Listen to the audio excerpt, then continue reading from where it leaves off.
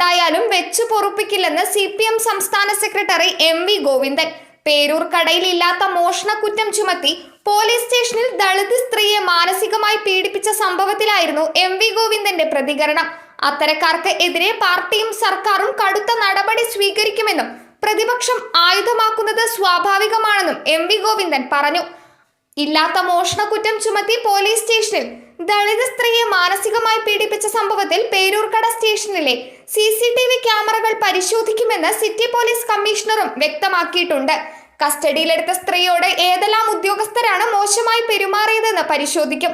വെള്ളം ചോദിച്ചപ്പോൾ ടോയ്ലറ്റിൽ പോകാൻ പോലീസുകാർ പറഞ്ഞുവെന്ന ബിന്ദുവിന്റെ ആരോപണവും അന്വേഷിക്കും. നടപടിക്രമങ്ങളിൽ വീഴ്ചയുണ്ടെന്ന് ബോധ്യപ്പെട്ടുവെന്നും സിറ്റി പോലീസ് കമ്മീഷണർ പറഞ്ഞു.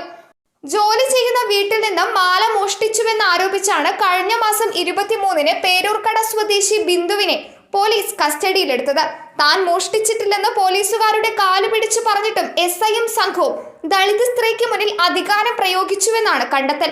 അമ്പലമുക്ക് സ്വദേശിനി ഓമന ഡാനിയലാണ് വീട്ടുജോലിക്കാരിയായ ബിന്ദുവിനെതിരെ പോലീസിൽ പരാതി നൽകിയത്.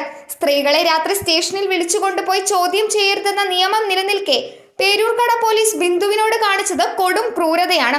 കുടിക്കാൻ വെള്ളം പോലും കൊടുക്കാതെ 20 മണിക്കൂറോളം ക്രൂരമായി ചോദ്യം ചെയ്തു. മോഷണക്കുറ്റം സമ്മതിച്ചില്ലെങ്കിൽ പെൺമക്കളെ കേസിൽ കൊടുക്കുമെന്നായിരുന്നു പോലീസിന്റെ ഭീഷണി.